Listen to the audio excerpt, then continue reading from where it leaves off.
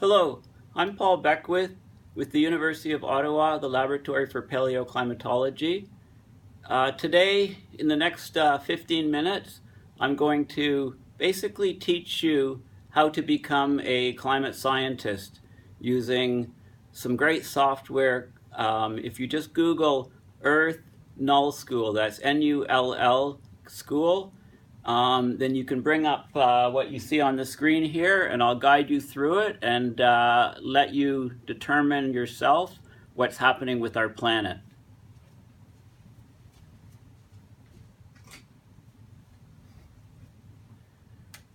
Okay, so this is the main screen, earth.nullschool.net. If you just click on Earth, that brings up the menus. First of all, what are you looking at? If you want to find out what you're looking at, just click on the Earth and it gives you the latitude and the longitude, and in this case it's winds going 60 kilometers an hour, and it gives you the direction of the winds.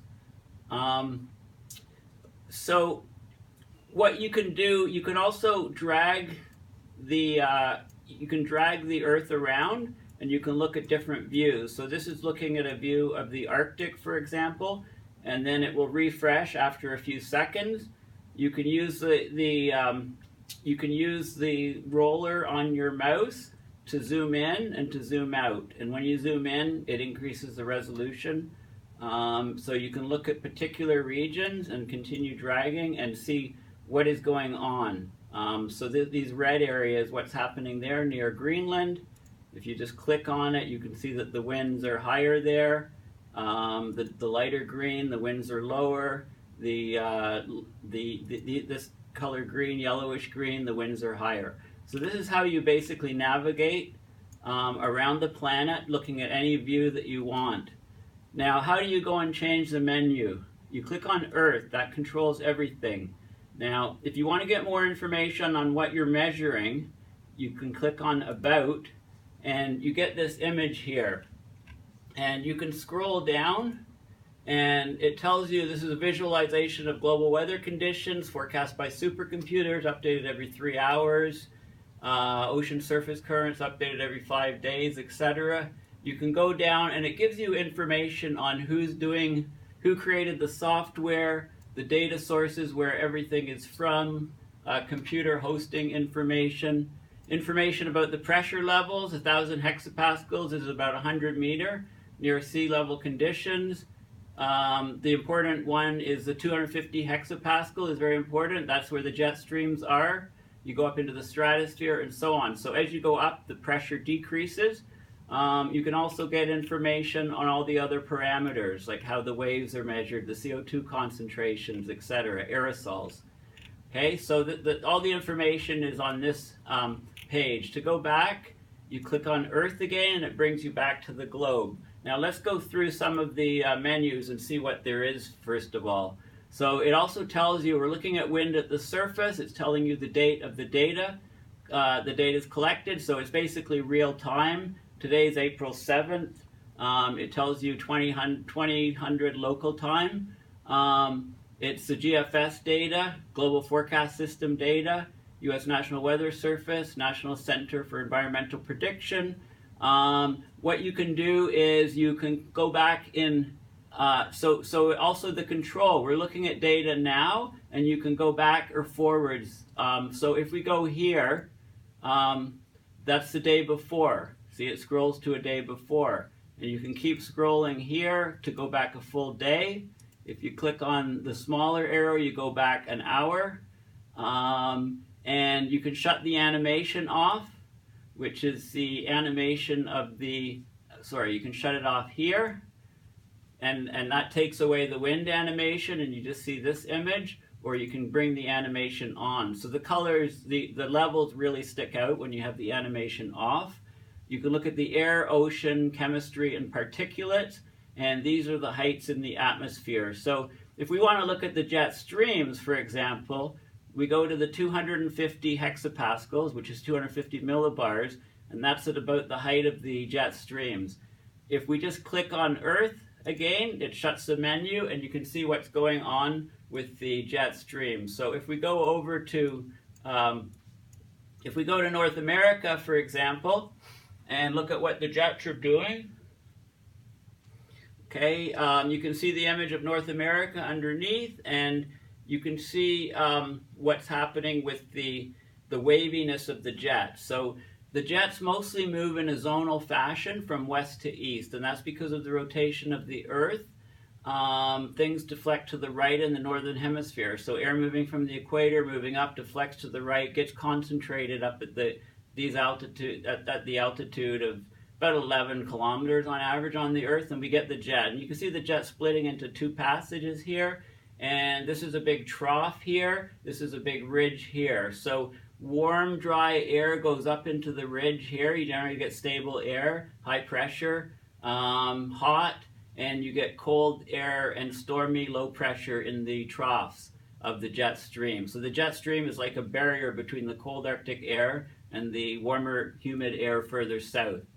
So you can see that if we zoom out here, and you can see what the jet is doing, it's very wavy and distorted and broken up.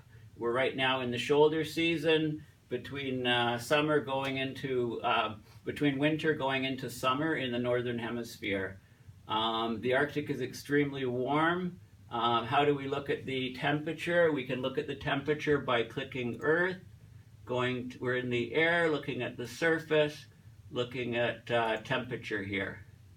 Okay, so this is showing the temperature, and you can check that. You can click on these areas. So it's very cold in these purple areas, but look at this warm air coming up here. So this 6.2 degrees Celsius above zero, going right up into the Arctic there, and you can relate that to the jet stream. If you go back to surface to wind, you can see, can't see too much going on there. The jets are looping back here. But you can generally relate these excursions to where the jet is. So maybe that warm air, you can see warm air being dragged up here across here. This is what's happening now. It could have been dragged up there a bit earlier, which is why it's particularly warm over there. So you can also tell there's lots of other factors here. You can go up halfway through the atmosphere, about 500 millibar.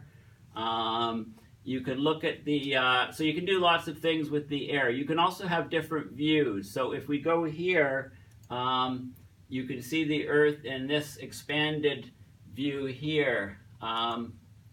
So you can see the jets clearly here, pieces breaking off of the jets, and you can see how they're very fractured and broken up, which is becoming more and more normal, if you like, in our period of abrupt climate change to a much warmer planet. There's a lot of tug of war going on between warm and cold air. There's also other views that you can look at, which are very strange and weird, not used very often, but just to know that they're there. Different projections, for example. And those are useful for looking, depending on what you're really looking at. But mostly we're just using this one here, which is very useful, and projection onto a 2D plane, and here is the globe, which I prefer. These overlays, wind, temperature, relative humidity. If you're not sure what it is, hold the mouse on there. Instantaneous wind power density. So how much energy is there in the winds? Total precipitable water. You just hover with the mouse to get the reading. Total condensable water, or total cloud water. Mean sea level pressure. This is something called the misery index, which combines temperature and humidity. So if the misery index is high, obviously you don't want to be outside for too long. Let's have a look at what's happening in the ocean. So if I click on the ocean here, and we're looking at we look at the currents, and we look at the sea surface temperature. This gives you the temperature of the oceans. So what you can do is you can see that the El Nino is still going on here in the Pacific. The warm water is here, but it's spreading out. This used to be all purple. How do we know? We can go back in time. by going here and just clicking back here to go back in time. So that's 5 days earlier, 5 days before that, 5 days before that. So we'll just keep going back, a little bit, and you can see how the sea surface temperature is changing. Actually, it's much clearer if you look on sea surface temperature anomaly.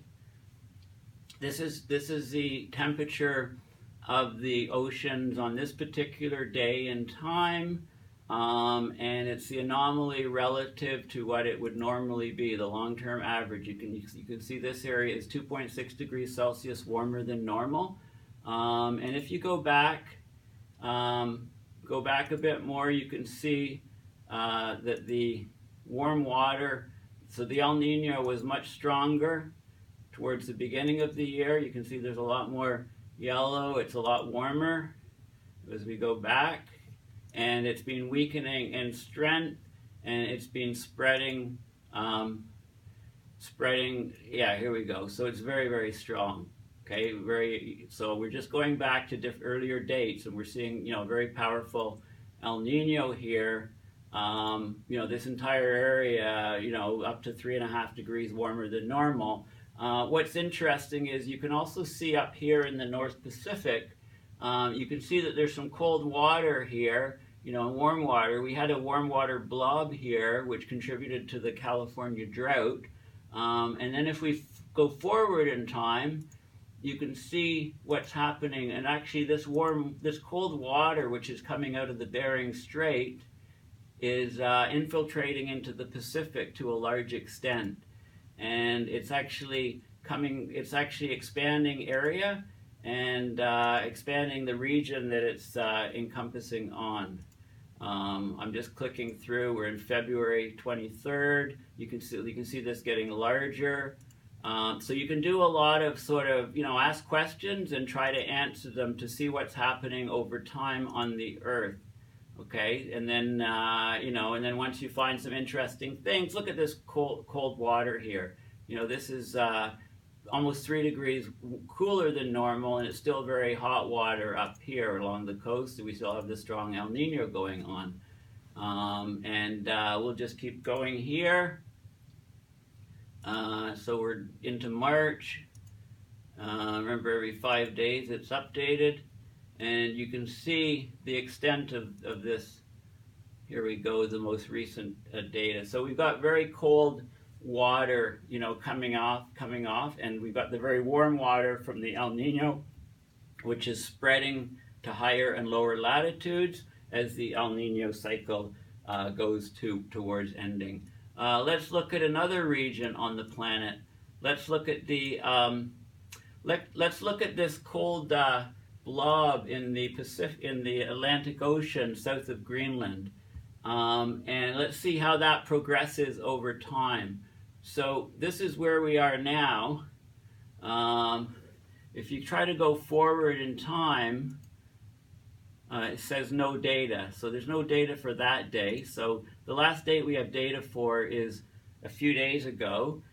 So we see the very warm Gulf Stream coming across here, 7.7 degrees warmer than normal. There's some areas here that are 10 degrees. You can find them, you could expand and find them. But we also see this collision of the warm water from the Gulf Stream, and we get the cold water coming from down through the Nares Strait on this side of Greenland. We also get cold water coming up here, and we get some warm water here, which I think is coming from rivers, or it seems to be coming across. You can actually backtrack and see, where it's coming from. Well, let's have a look. Let's start backtracking a bit. So if I go back in time, you can see, look at this water here. There's a clash of look at this water here. There's a very cold segment here. It's 7.2 degrees C, cooler than normal, and over here we've got water that's 8 degrees warmer than normal, just about, and 7 degrees. So I've actually found an area where it was 10 degrees warmer than normal. So that's a 17-degree difference. There's this cold blob of water, and where does that come from? Well, it's water that's come down from here, and then it's being cut off by the Gulf Stream. So you can